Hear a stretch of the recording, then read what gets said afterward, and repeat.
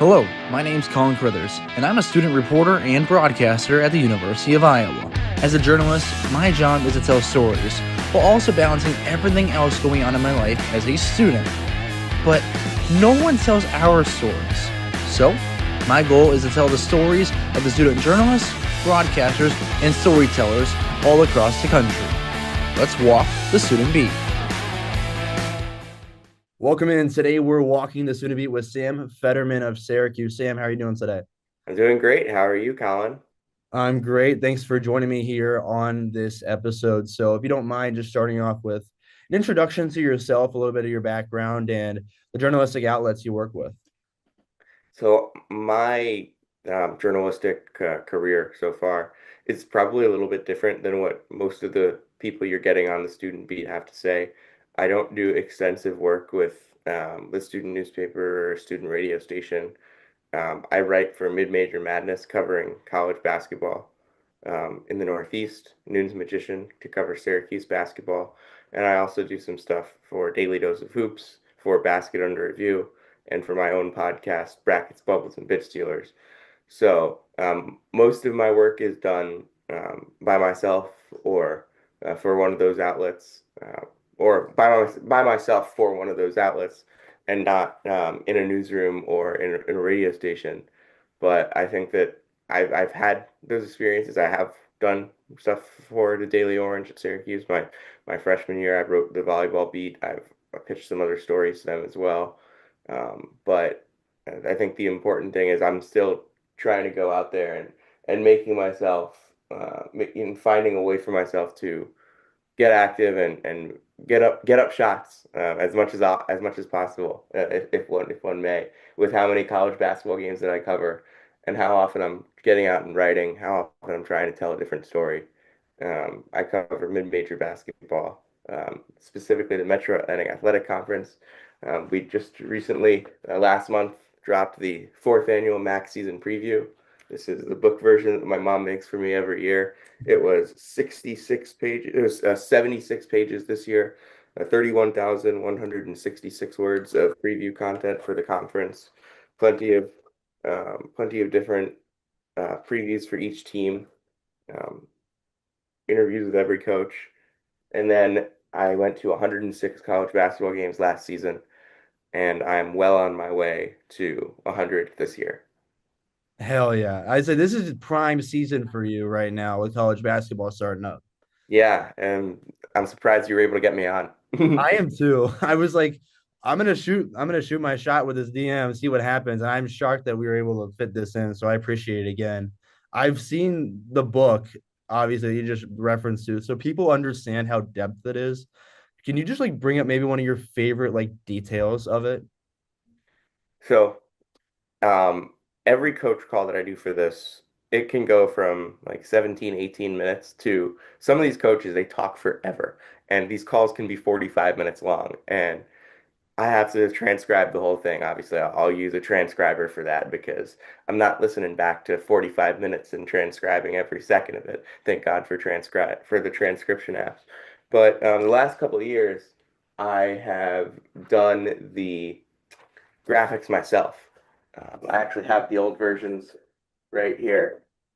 Um, you have the what the original graphics looked like were this. It was very NBA Jam, very, very basic. Oh yeah. Uh, Then last year, I went and did a boardwalk theme. Um, that changed things a little. I actually liked the theme, but I didn't like the graphics. So this year, Mid Major Madness has had somebody named Hannah Butler who does graphics work for Mid Major Madness, and I asked her to help with the graphics, take something off my plate, and she did a tremendous job with the graphics for this year. It was a little bit difficult considering it wasn't me doing it, so she didn't have like exactly the same vision I did. So we had to talk a lot through that, especially the last day before it released. But it just looks so much more readable, so much better than last year in terms of just how it folds through. And obviously, most people are not reading it as a book. I think I'm the only one in the world, aside from maybe my grandparents, who have a physical copy of this. But if you see the PDF, it's just so much better than it has been in past years. And so yeah, I like that boardwalk theme as well, but that looks pretty clean right there. Yeah, so much cleaner this year. I mean, here's the thing. I'm terrible at Photoshop. I am awful, awful, awful at Photoshop. I am a writer through and through. I can write, I can talk on air, I can do all that stuff. I cannot use Photoshop.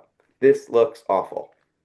Dude, we do this assignment and I everyone does it. They go through the journalism program where they have to make like these book covers. And I did mine last year and it did not go very well. Like I can do some in Photoshop. You'll see some graphics like on our shows that I've made, but it ain't pretty. It ain't pretty. I pretend like I know what I'm doing sometimes. Yeah, I mean, when I do my podcast, I have a friend, CJ, who does all the graphics for me because I can't do it. And Valid. there aren't that many graphics. It's like very simple stuff that like I just am terrible at. Fair, fair. But hey, that's why we stick with what we got, what we're good at. Yeah, you gotta know your role. Exactly. You gotta have some role players. You can't just be the star of every team. Exactly. You gotta know your role. Well, I want to You, ask. you, you've got you gotta fill your roster with the right types of people, and that's I mean if that's something that works in journalism and in life. You have to know. I mean, obviously, you can have as many friends as you want, but when it comes to those friends, you have to know like what every single one of them is good at and how you can make them better and how they can make you better. And it's the same in journalism. All of your confidants, the people that you're close with in journalism, some of them will make you better in some ways, and you'll make them better in other ways. Absolutely. I love that because, like, I think from my perspective too, it's kind of like I played sports growing up, and obviously I don't anymore. I'm doing the journalism side of it, but I That's kind most of of us. treated the. Sorry. That's most of us. Yeah, absolutely. I would think at least. And I know that like I almost treat it like sports. Like I wonder like growing up, like what am I doing this for if I'm not gonna go play college, professional, whatever. But I think I still learn from a lot of my stuff of like from the basketball perspective, I know how I can help my team here with DITV and so on and so forth. Yeah. And I wanted to ask too, because we'll get into more of the stuff that you've done, but at one point you had to realize this is something that you wanted to do. Journalism, in any sense, was a career for you. So when did you realize that this is something you wanted to go into? I don't know. I think I was 9, probably before that. I kept playing sports for a long time after that. But I knew that I wanted to talk about sports because every single day at lunch in elementary school, I would like it was basically like I would host a trivia game with my friends because I just knew so much about sports, and none of them knew anything. I mean, they liked sports, but they just didn't. And it was basically a sports talk show trivia time every day at lunch, and then I was like, wouldn't it be cool if I could make talking about sports into my job, into my life? And that was kind of how I knew that journalism was the way to go. I originally thought that it was going to be broadcasting, play-by-play. I think most of us kind of start there. And I did a lot of that in middle school. I started the program at my middle school. I'm pretty sure I also ended the program at my middle school. I have never seen another video from my middle school where they're calling a game. Um, we had a lot of great moments. We had a lot of moments where I was very much a middle schooler at the time. Then I went to high school. Didn't get off the ground running the way that I wanted to. Wasn't able to call games really until my junior year because of COVID and just kind of like we had to establish trust between me and the athletic department there. I think probably playing on the hockey team helped establish a little bit of trust between me and the athletic department and kind of let them know, yeah, hey, like I'm serious about this. I'm serious about making this work. And by my junior year, I started calling some of the basketball games, boys and girls at my high school. By the time my junior year came along, I also wanted to start a sports section at the student paper at my high school, and there was basically nothing there, and they said no, we don't have a sports section and we're not starting one. So baseball season's winding down. It's around October. that had occupied me almost entirely for like 5 months because the Red Sox were good. But once baseball season ended, I was thinking, all right, what am I going to do with my time now that I'm now that I can't do a sports section for the student paper, and obviously I'm playing hockey, but that's not taking up every day of every minute. So what am I going to do? And I just said, hey, why don't I just apply for credentials to local college basketball games and start writing about local college basketball? And that's really how it started for college basketball. I've always loved college basketball. It has always been probably the sport that I like most versus like the average person. Like I grew up on Patriots football and Red Sox baseball. So like I'm familiar with a lot of winning on those sides, but college basketball is, and obviously I grew up with UConn basketball, so it's not like I didn't grow up with winning there either. So um, I think that college basketball is kind of the sport for me that um, I always loved. It's just that I had a couple years where I was a little bit out of it, got back into it really hard my junior year of high school, and probably a little more my sophomore year of high school too. Like towards the end, I was watching it every single night for hours and hours, like I do now. And then my junior year of high school, I started going to games. I went to 23 games that year, 22 games, sorry. And then I didn't even have my driver's license yet, and I got to 22 different games. Then I did a little bit more writing, did some off-season stuff. Then I didn't really know exactly what I was doing that year, but I realized by the middle of the year that, hey, I need to do the MAAC. That's the thing that I need to do. Obviously, the mid majors right here. Obviously, Fordham, Hofstra, Wagner, like those schools, I got to do. But the MAAC is my thing because there's Iona, there's Hofstra, there's Quinnipiac, there's Manhattan, all those schools near me, Marist. And so in 2023, I focused heavily on the MAAC and obviously on the other local schools too. I did my first MAAC season preview, which was 12,000 words. It released on, I believe, October 13th, 2022, my senior year of high school. And from there, I did 53 college basketball games that year, my senior year of high school. That included my first ever trip to the Final Four in Houston. So that was really exciting. And then by the time I got to college, I was so deeply ingrained in this world of college basketball media that like I had the podcast, which was which I was doing. But when I was in high school, it was like, oh, we do 10 episodes a year. I think we did 60 episodes. My freshman year of college, we did 88 episodes in season five, which was from the national championship 2024 to the national championship 2025. And we're already at 51 from the national championship 2025 to the national championship 2026. So brackets, bubbles, and bitch stealers, if you need a new college basketball podcast in your feed, we're going to have another one coming out soon. But I did 89 games my freshman year of college. And I think part of the reason why I never got any further with the Daily Orange than one semester of beat writing is because of how deeply ingrained I was within college basketball. And they they were probably right to not trust that I'd be able to put as much attention behind the DO as I probably should have if I were to be if I were to work in house there. And I think that it also kind of allowed me to go even further into this college basketball stuff and dive even deeper. And I did 106 games last year, breaking the 100 mark. And at my 100th game, the commissioner of the MAAC, it was at the MAAC tournament, came up to me and he gave me this commemorative basketball That's and awesome. a new MAAC hat because my old one was really broken down. And he gave me a little certificate as well. I don't know where that is right now. It's probably somewhere over there. But yeah, no, that's amazing. Obviously, very impressive. And I was just curious because, I mean, you mentioned at the beginning, you kind of have a different angle than most people on this show. You're our first repeat of a school. I've had someone on from Syracuse before. If you know Adam Avin, Yeah, I've had him on. But obviously, it's different angles. And I was curious. Haven, Haven. Oh my God, my bad, my bad. Thank you, thank you. I think I did that. There are people here that would kill me if I didn't correct that. Thank you. I cannot believe I said that wrong because I had to correct myself Don't as worry, well. don't worry. But I won't tell him.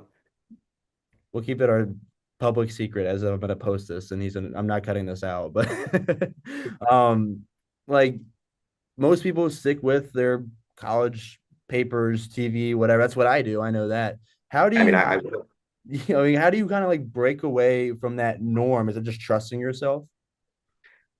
I would have stayed with the paper. I think the DO kind of made that decision for me, where they didn't give like there's it's so competitive at Syracuse, and I think at another school, if I were say at in Iowa, no offense obviously to Iowa, we had Brad on our podcast to preview Iowa men's basketball this summer, and it was a good show.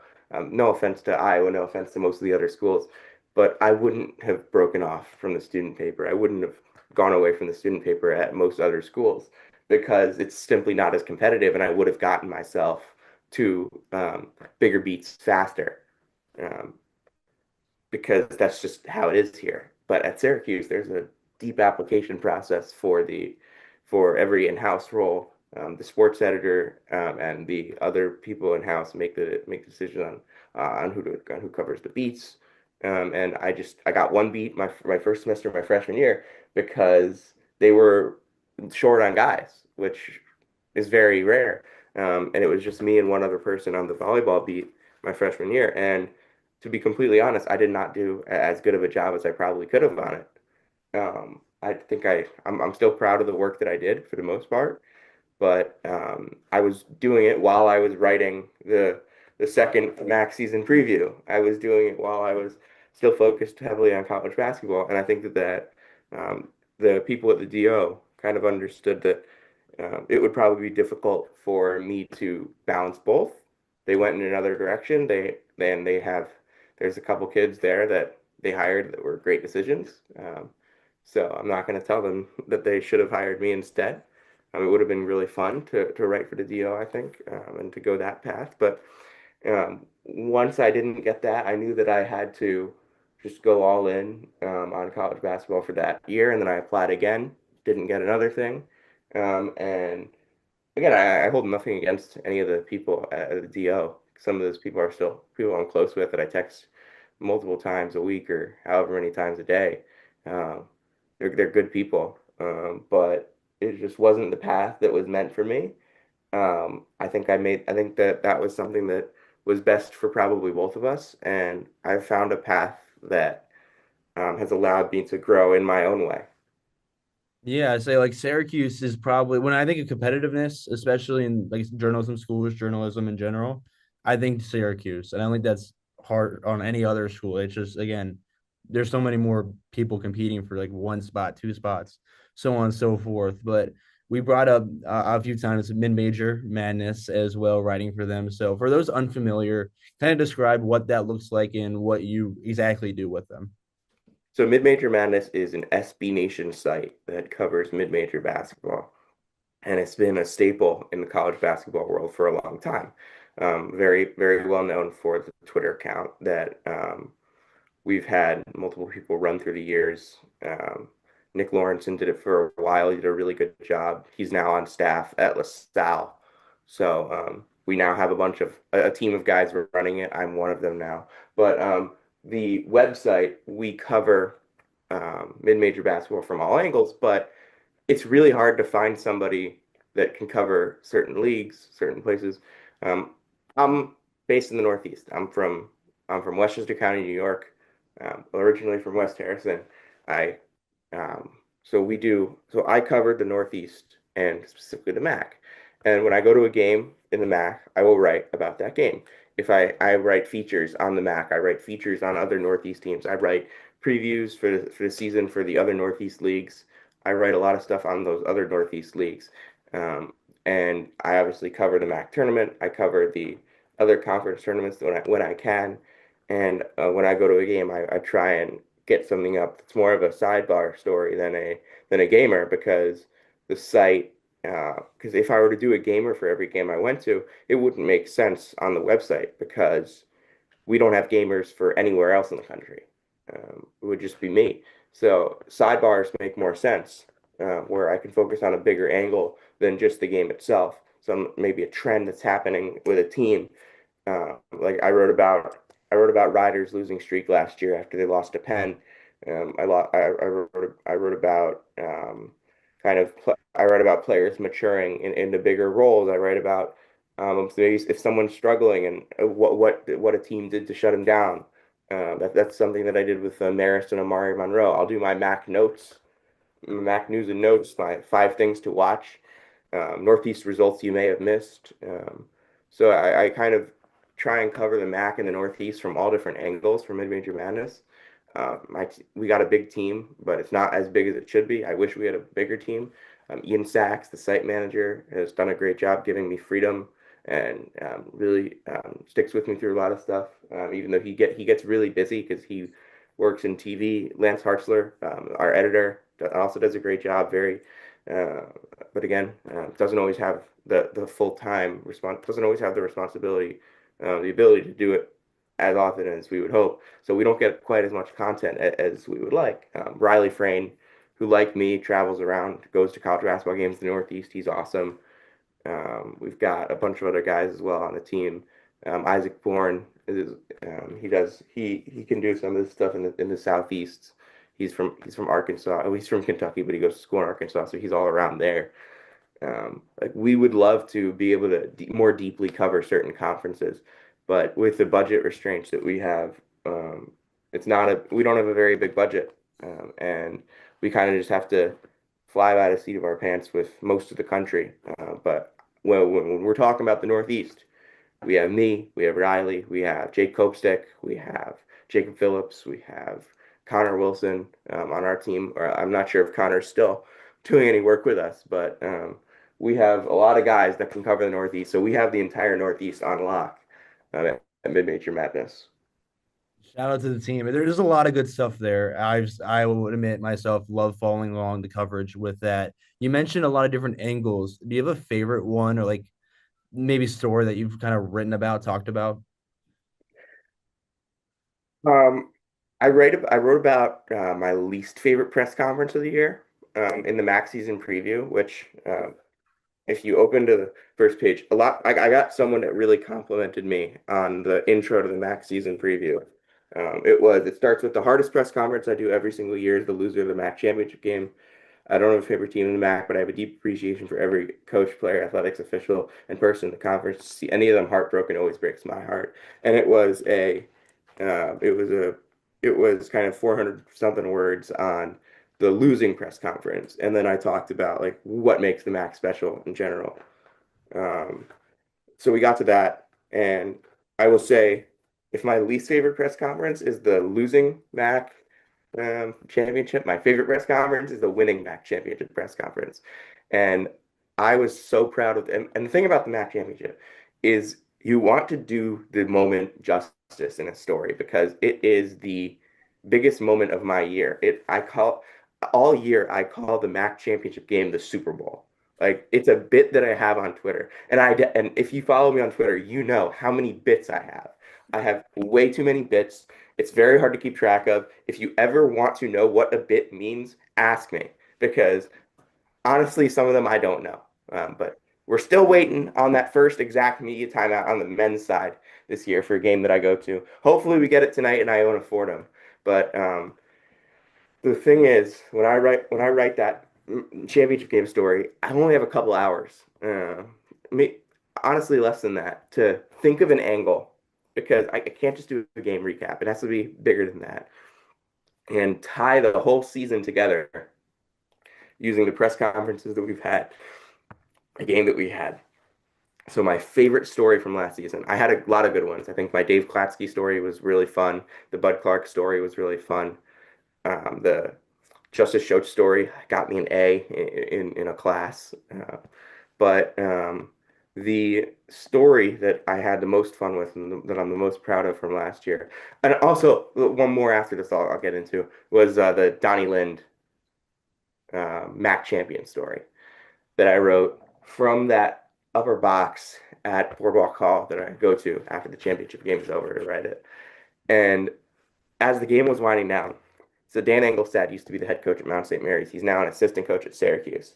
As the game was winding down, I texted him and said, "Hey, could I call you and get some quotes right after this game?" And he's like, "I'm going to go to bed."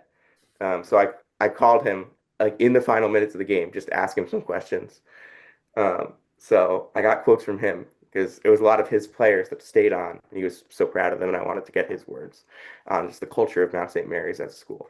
I found the athletic director on the celebrating on the court. I interviewed him for like 2 minutes, got some of his quotes, and then obviously the press conference with the players, the coaches, and I put together this piece, 4 parts on what made the Mount special this year. It was retention, there was frustration, which is kind of the way that they play. It's very Shaka Smart VCU, pressure, ball pressure, switch everything type stuff. Culture, which is again Shaka Smart VCU that comes through there, and then finish, the ability to kind of finish the MAC tournament without guys who were with guys who were hurt.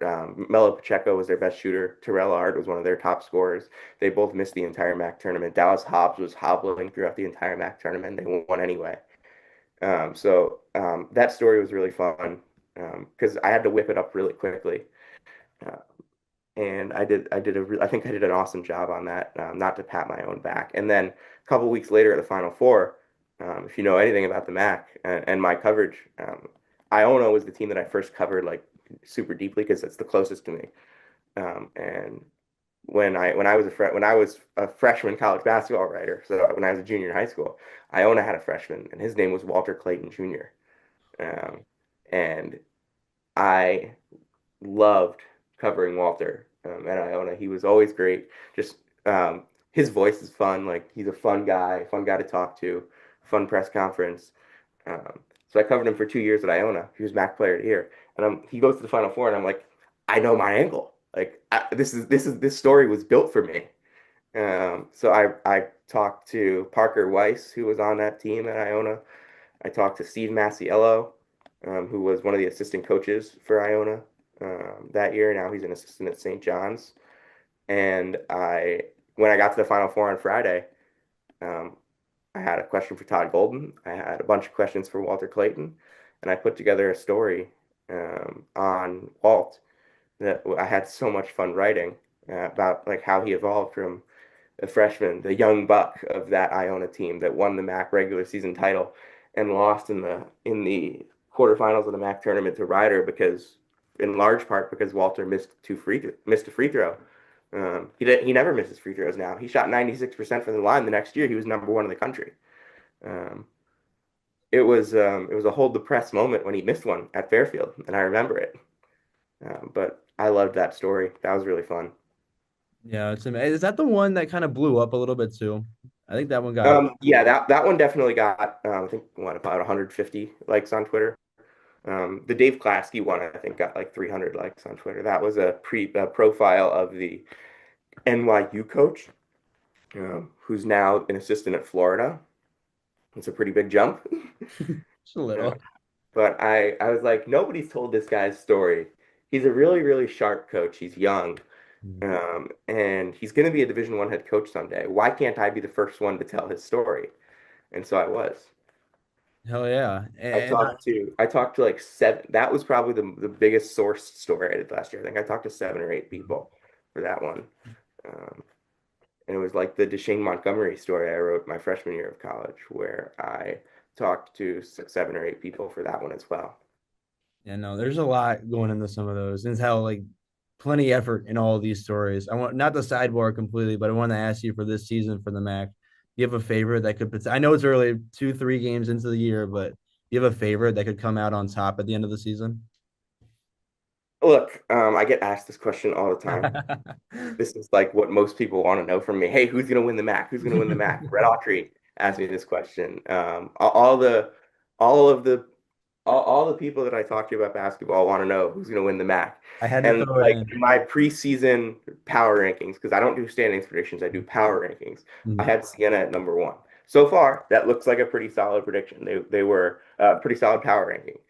They're number one in the MAC in Ken Palm right now. They're at 150, which is They were at 148, which was the highest a MAAC team had been in KenPom in a couple of years. They did lose to St. Bonaventure on the road, but it was a tough game. They looked pretty good for most of it. They lost Riley Mulvey in that game. Hopefully, Riley Mulvey is okay. I don't know the deal on that. I will be seeing Siena in person at the Albany Cup in MVP Arena on Friday, the 21st, against U Albany. I kind of blanked on Riley Mulvey. That's a Iowa Yeah, I transfer. forgot about that. There it is. Shout out Iowa. Shout out Fran. Fran McCaffrey. Oh my, that's where he used to coach. Yeah, Honestly, he was at Siena. He was. His kids were ball boys at Siena, and now he is now full circle. I got to break the story of him becoming the head coach at UPenn. yeah. No, I remember we had someone here that was out at the men's NCAA like national championships, and that was in Philadelphia. And at this time, seasons are like ending, like Iowa basketball's done. And they were coming back through the airport to come back to Iowa City. And we got a text like, I see Fran McCaffrey in the airport. And about 3 hours later, the news broke that he had officially like became the head coach at UPenn. And I was like, you were so close. That was kind of cool. But No, yeah, I got that story because I'd heard that he'd been on campus at Penn, and I was like, oh, like I've got to figure this out now. Like I've got to I've got to try and confirm whether he's getting the job or not. And very fortunately, I was able to do that.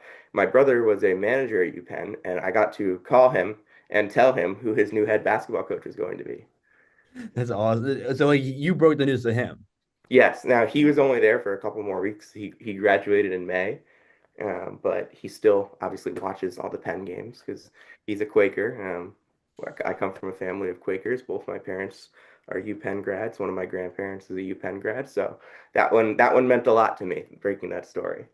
How do you go about trying to figure out that information? Like, for example, with that story, how do you go about asking around, seeing if it's confirmed that Fran McCaffrey is the head coach there? Well, first of all, you have to be very careful with the words you choose. Fair. I never said that he was the new head coach or he was about to become. I said it was imminent that he would finalize a deal or whatever. I said imminent because that was the word that I'd heard. Um, and I think once you have that, that's about enough to go. But you've got to double confirm. You've got to also be okay like not breaking the story because if you can't find a double confirmation, like just let it go. Somebody's gonna get it. It's not the end of your world if you don't break the story. If you're, say, a student journalist, obviously, eventually you're going to be paid based on, hey, you've got to be able to get these scoops. But right now, you want to get the scoop. Fight for the scoop. Go for it. But don't jump the gun.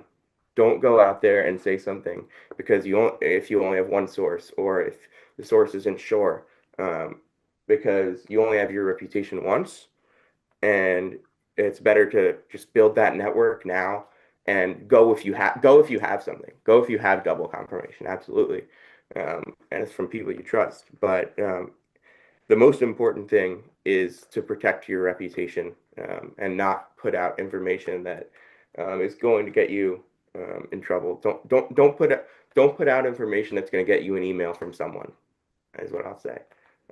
But obviously, the most important thing is to be accurate. And I would not have broken that story if I couldn't get double confirmation.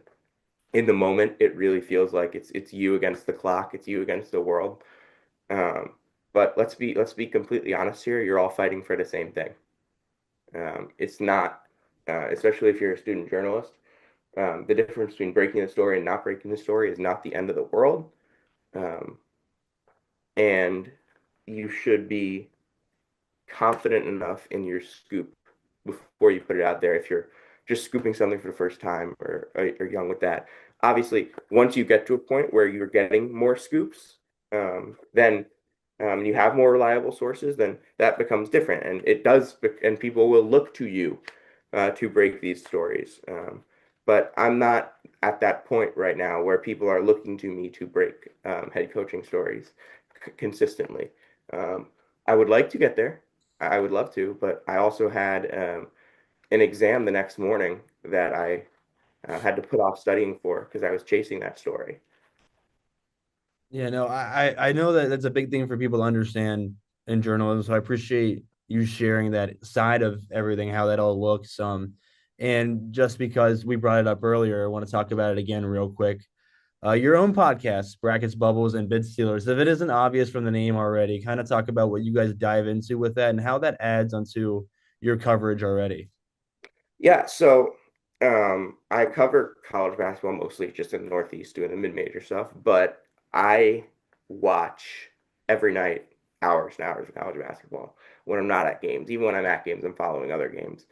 And I think that a key part of my thing has always been the podcast for me. I've always been a podcast guy. I had my first podcast in 2018. I deleted all the pods. I then did another podcast in 2019 and into 2020, which was like a weekly thing. That was kind of how I really got into kind of the sports social media side of this as well, where I started to promote the pod places. I started to talk on Twitter a lot more around that time and try and get guests and all that stuff. Most of the guests were just my friends, but then I found another group of friends once COVID hit online on a website called Sportscaster that kind of helped me grow through that podcast and all that stuff. And that podcast went from once a week, and I did it a little more, and it was all sports. I would talk about all sports. Eventually, I wanted to talk about college basketball on a podcast, and I just came up with one night in the 2020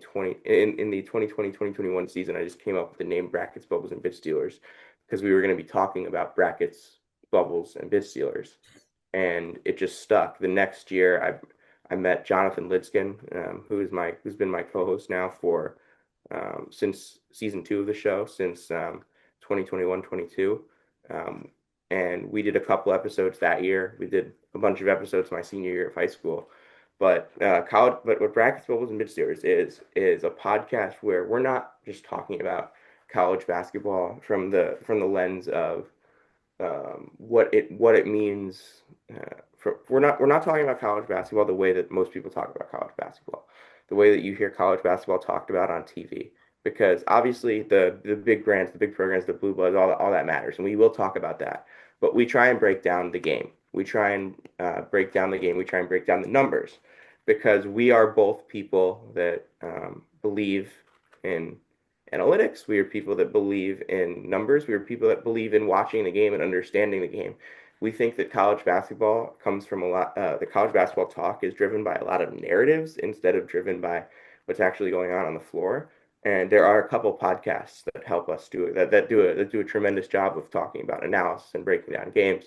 But we try and break down games, we try and break down numbers at a really different level. And we also want to talk about the entire sport. Brackets, Bubbles, and Bid Stealers is very proud to try and talk about as many teams as we possibly can. Um, we do our mid-major Thursday shows during conference play, where we will proudly open the show talking about a game between Vermont and UMass Lowell, or a game between Oakland and Green Bay, or a game between UC Riverside and UC Irvine, just because those are good games that are happening that people need to know about, and we love talking about that. That's where you get brackets, bubbles, and series. When we talk about brackets, we're talking about brackets. We're not talking about the NCAA tournament all year long, but we're talking about the teams that are going to make up the NCAA tournament, even if it's the teams that no one's talking about throughout the year. We're talking about teams all year long that most people aren't talking about. We're talking about the teams that people do talk about in ways that most people don't talk about them. We are, I think we make a great team. I don't want to say that like we are the only podcast that does this. I think that a lot of podcasts now have started to do. I think people have started to do a better job of analyzing college basketball, kind of since I started, or maybe I've just found people that do it better. Like I listen to Three Man Weave every week, and I love that podcast because it's not just falling into the narratives that most people talk about in college basketball. And I think that you have to understand the narratives, but you have to make sure that the narratives are you have to fact check the narratives. talk about the games for what you see on the floor and not for what other people want to hear. Um, and Brackets, Bubbles, and Bitch Stealers is all about what's happening on the floor. And also, if you're going to listen to Brackets, Bubbles, and Bitch Stealers, be prepared for a lot of bits. Again, we have a lot of bits. We try and keep it light. We don't want to just kind of read off a stat sheet. We don't want to. Um, we want to watch as many college basketball games as we can. And we want to give the best analysis possible, but we also want it to be entertaining to listen to, and we want to be funny. Sometimes we're not funny. Sometimes we are, but we have a lot of bits and we have a lot of things that we talk about on the show. Um, and I think that the way that we cover college basketball on the podcast is different from the way most people cover college basketball because we put a deep understanding of every level of the game, from the highest of the high majors to the lowest of the low majors. Um, we try and get them shine. Yeah, I mean, you got to keep it fun because college basketball is fun. I mean, Yeah, I that's what mean, it's all college about. basketball is to me the greatest sport on the planet because anything can happen on any given night. One of my favorite things that my co-host Jonathan says is that on any given night, if you want to find a good college basketball game, you can. Um, Sometimes that game has nothing to do with high major basketball, and you will see, but you can see a player that maybe in a couple of years will be playing high major basketball, or a coach that will be in a couple of years coaching high major basketball, or maybe you won't, and maybe you're just tuning into a game because it's close at the end. We do that. I do that all the time. I was watching Idaho San Diego the other night. Idaho's probably a solid team in the Big Sky. San Diego probably not very good in the WCC. But I watched the end of that game and San Diego won. I watched UC San Diego Fresno State at the same time. UC San Diego 3-0 in post Eric Olin era. Did not maybe saw that coming, but like they have basically a whole new team, and Clint Allard's done a really good job to start that season. They're probably going to be one of the better teams in the Big West. And the Big West is always a fun league that I don't watch enough of because I'm on the East Coast and I'm going to bed. Big, it was do some Big West after dark. We don't have Pac-12 after dark anymore. So We're getting Pac-12 after dark back, even though the new Pac-12, it's it it's a doesn't have the same vibe as the old Pac-12. not no, it doesn't. It's just the Mountain West part Texas too. State, like seriously, man, Texas State. That was just them. I feel like that was just them pulling for anything they could get at that point. They needed another football school. And that was it. Yeah. That was it. Because they brought in Gonzaga, right? And Yeah, then they brought in Gonzaga, which is awesome. Uh, mhm, Unfortunate that we're not going to get the two Gonzaga St. Mary's games every year, I but know. I am so excited for the two Gonzaga San Diego State games every year. I mean, we'll get a trade off with it, I guess. There's a pro and con there, but Yeah. with everything that we've kind of discussed so far on this, I wanted to ask because again, you have a completely different angle to this. Why on the like for people on the outside, is it important for them or should they pay attention to student journalism? I think that student journalism is the future of journalism because not only is it the people that will make up the future of journalism that are putting it together, but you look at how local news across the country is going away. So who is there? Who's still there locally? It's the students. It's the people that live in it's the students that make up the communities that are telling the stories now. And I think that the students are becoming the new local news, and they've always been local news. But when you see uh, stories that are obviously a big deal for a local community, or a story about a new business opening up, or maybe a story that is covering a controversy locally. You're not going to see as many of those from local papers anymore. You're going to have to see them from student papers, and the students are doing such an incredible job across the country. I think there's so many talented student journalists across the country. One of the things that I have kind of tried to do over the past couple of years is build a network of people around my age across the country that I can talk to. A lot of them I can bring on my podcast and talk basketball, but I can also talk journalism with them. I can talk about the future of journalism, and I can talk about the work that they do, and how they can help my work and how I can help their work from a lot of different places, from a lot of different parts of the country. I think that student journalism is where you get people that are passionate about journalism, and trying to make themselves better, trying to make their community better, and trying to do a service that we're seeing go away in a lot of places. I read I read a ton of student papers just because, first of all, they're really accessible. I think something that's like you don't need a login to read news cover to read local coverage of something going on across the country, versus if I like and there's no shade towards news outlets that have a paywall. Obviously, that's how these people feed their families, but I I can't read. I'm not going to pay for 100 different subscriptions to news outlets across the country because, frankly, I don't have the reason to read consistently news from so many different places. But student journalists are there. They're covering the scene. They're covering local government. They're covering local sports, obviously within their university, at a really high level these days. Some of them do a better job than others, I will say, and I think that's something you can attest to. There's a lot of schools that do a tremendous job. There are some schools that I wish did a better job, but the great thing is every school gives people the opportunity to get better. And I think that at Syracuse, even though like I'm not part of the student media ecosystem the way that I maybe thought I would be when I came in, um, I I still I'm in classes with some people that are super talented. I get to talk just talk ball and talk journalism with people who are super talented, and it makes me better because I think at Syracuse it's the most talented group of journalists in the country. But there's also really there's incredible talent everywhere in the country. You just have to be willing to look for it. And for student journalism, it's the future. As I said, um, this the people that will be making up the future of our industry and the medium that will be making up the future of our industry. I think we're going to see a lot more enthusiasm surrounding student journalism through the years because we're going to need to see it.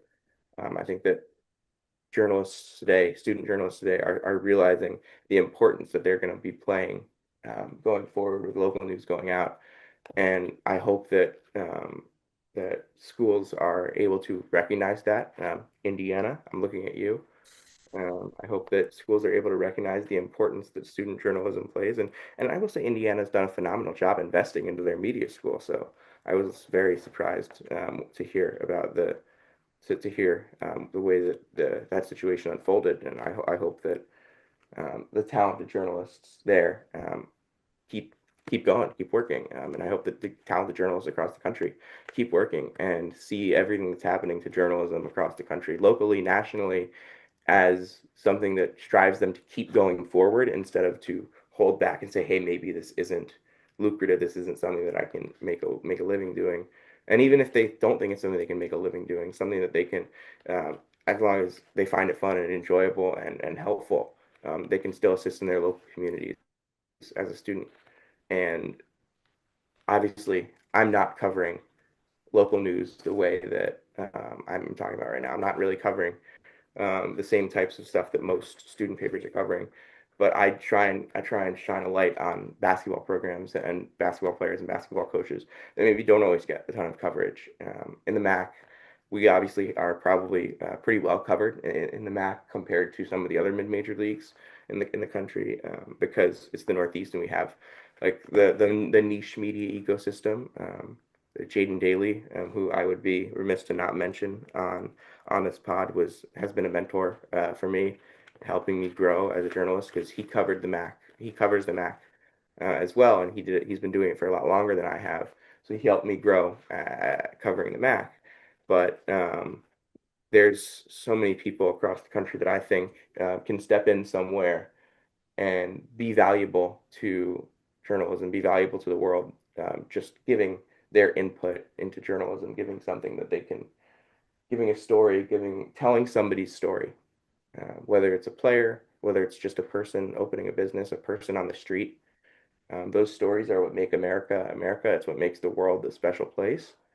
Um, and I think student journalism does a great job on the ground telling those stories. Yeah, I mean that's another big thing with starting this pod was finding that talent, finding that connection. And I think that's a great point. there. I want to ask you right before we close this out, if you had a chance to go back and talk to 9-year-old Sam who's sitting at the lunch table doing his trivia show with everyone, what would you tell him about where you're at right now?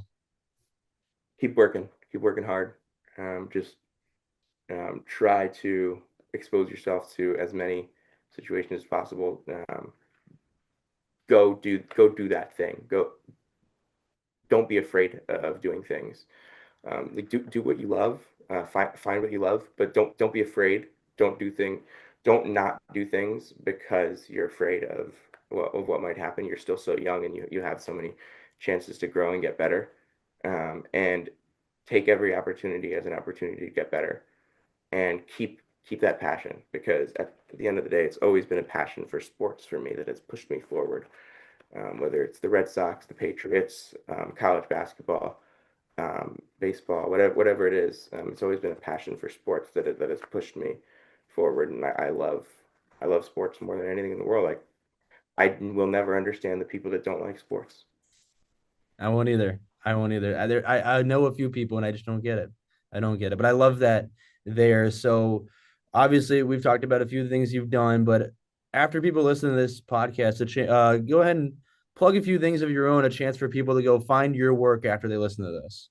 Yeah, so at Sam_Federman, Federman on Twitter.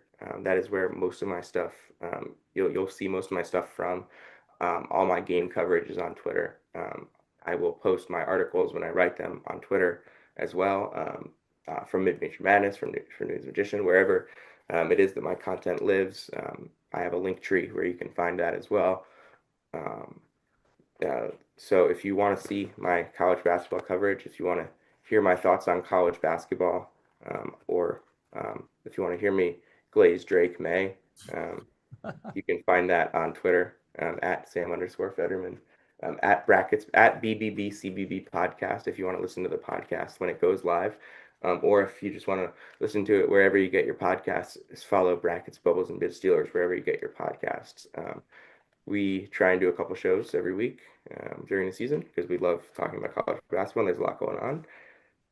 But yeah, thank you so much, Colin, for having me on. I really appreciate it. And I love talking ball. I love talking student journalism. I love talking journalism. And again, thank you so much. I've got to get to work because I've got a story that I want to work on that I had some fun with this week. So thank you. Absolutely. It's been a pleasure having you on. Thanks for joining me today. Yeah, thank you so much. Thank you for listening to this episode of The Student Beat. Sam is obviously the man. He's got some of my favorite, quite honestly, college basketball coverage, especially for sickos in the entire country. It's fantastic to look at his work, so I highly suggest you do. And if you want to stay up to date with all upcoming episodes of The Student Beat, make sure to follow me on Twitter at C_Carithers33, or you can follow the podcast on Twitter, Instagram, and TikTok at The Student Beat. We just walked The Student Beat. I'll see you next week for a brand new episode.